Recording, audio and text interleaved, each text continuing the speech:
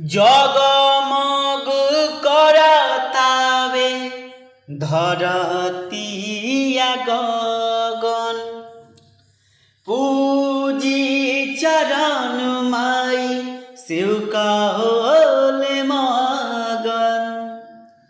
जगमग करतावे धरतिया गगन पूजी चरण भगता होले सब मगन।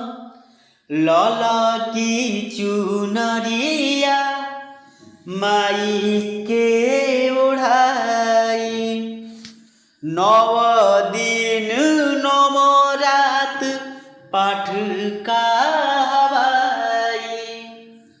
हाथावा में लेली आरती के थाली चली देव हाली हाली माई मुस्काली काली।